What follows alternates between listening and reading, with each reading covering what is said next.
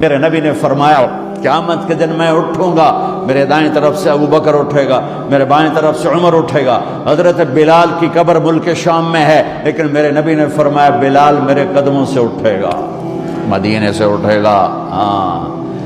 ہائے ہائے، اب نے کہا لوگ پیدل چلیں گے، میں براق پہ چلوں گا، بلال میرے آگے سرخ اونٹنی پہ سوار چلے گا۔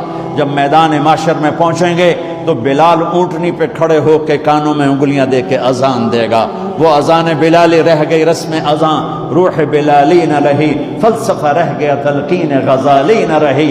وہ اذان بلالی ہم سب سنیں گے جب کہیں گے اشہد ان لا الہ الا اللہ، تو سارا میدان معاشر کا مرد عورت کہے گا سچ کہہ رہے ہو۔ جب کہیں گے اشہد ان محمد رسول اللہ، سارا میدان معاشر کا مجمع کہے گا سچ کہہ رہے ہو۔ اس دن بلال کی اذان سننا، وہ غلام ہو کر محبوب ہوئے، حبیب ہوئے، پیارے ہوئے۔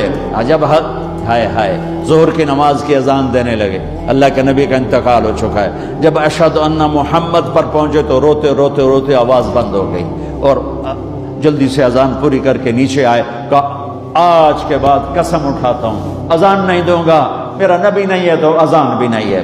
اور حضرت ابو بکر سے اجازت لے کر جب وہ خلیفہ بن گئے، جہاد پہ چلے گئے، 6 مہینے تک آئے نہیں۔ لاکھوں صحابہ جہاد میں گئے، کسی کو میرے نبی خواب میں نہیں آئے، صرف بلال کو آئے۔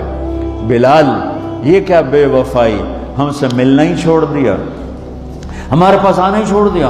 آنکھ کھلی تو ان کو یوں لگا جیسے اللہ کے نبی زندہ بلا رہے ہیں، یا رسول اللہ میں آ گیا، یا رسول اللہ میں آ گیا۔ اور اسی وقت اونٹنی کو بھگایا۔ 21 دن کا سفر، 21 دن کا سفر 7 دن میں کیا، 7 دن صرف نماز اور پیشاب کے لیے اترتے تھے اور بھگاتے بھگاتے بھگاتے۔ 8ویں دن جب مدینے میں پہنچے تو آتے شور مچایا، یا رسول اللہ میں آ گیا، یا رسول اللہ میں آ گیا۔ ان کے ذہن سے نکل گیا کہ آپ تو دنیا سے جا چکے ہیں۔ جب مسجد کے قریب پہنچے تو پھر تڑپ اٹھے اور چیخنے لگے کہ آپ تو ہیں ہی نہیں۔ پھر گئے سیدھے قبر پہ جا کے یوں قبر کو لپٹ گئے، یا رسول اللہ میں تو آ گیا ہوں، آپ کہاں ہیں؟ یا رسول اللہ میں تو آ گیا ہوں، آپ کہاں ہیں؟ یا رسول اللہ میں تو آ گیا ہوں، آپ کہاں ہیں؟ بے قراری میں روئے جا رہے، میں تو آ گیا ہوں، آپ کہاں ہیں؟ میں تو آ گیا ہوں، آپ کہاں ہیں؟ نماز کا وقت داخل ہو گیا۔ کون سی نماز تھی اللہ ہی جانتا ہے، اور سب کو پتا تھا بلال نے قسم کھائی ہے کہ اذان نہیں دیں گے، لہذا کسی کو جرت نہیں ہو رہی کہ بلال سے کہیں آج اذان بلالی سنا دے۔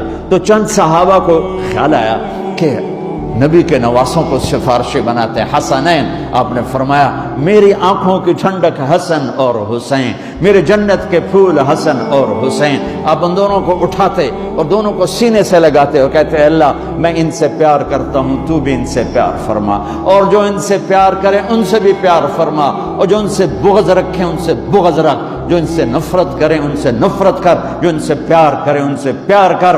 صحابہ آئے بچوں کے پاس، حسن حسین، کہ بچوں آج کسی کی نہیں چلے گی، تم بلال سے کہو اذان دے۔ تو یہ دونوں ننھے منھے بھائی، حسن 7 سال کے، حسین 6 سال کے، 10 مہینے کا فرق تھا دونوں بھائیوں۔ چچا ایک درخواست، کہ میرے ماں باپ آپ پہ قربان، آپ درخواست کیوں کہہ رہے ہیں؟ آپ امر کریں، آپ حکم کریں۔ کہنے لگے جیسے آپ ہمارے نانا کے لیے اذان دیتے تھے آج ہمارے لیے دے دو۔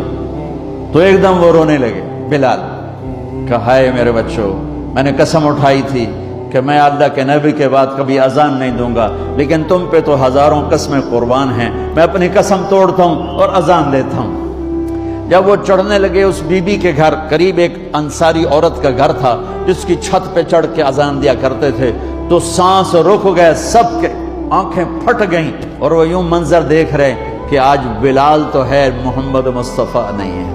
آج اذان بلالی تو ہوگی لیکن محمد مصطفیٰ کی جھلک نہ ہوگی۔ جب ان کانوں میں انگلیاں،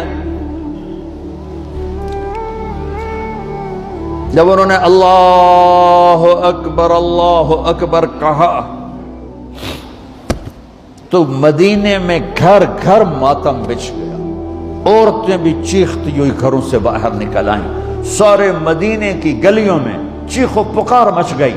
اور یوں سب کو لگا جیسے محمد مصطفیٰ زندہ ہیں اور ان کا زمانہ ہے، لیکن آپ تو جا چکے تھے۔ یہ بلال کو جو رتبہ میرے رب نے دیا، یہ غلامی مصطفیٰ کی وجہ سے دیا ہے۔ آپ سب میرے بھائی بہن بیٹھے ہو، میرے بچے بچیاں بیٹھے ہو، اپنی زندگی کی قیمت لگاؤ، اور یہ قیمت پیسے سے نہیں ہے، پاؤنڈ سے نہیں ہے، ڈالر سے نہیں ہے، ڈگریوں سے نہیں ہے، یہ غلامی مصطفیٰ سے ہے، یہ محمد مصطفیٰ سے ہے۔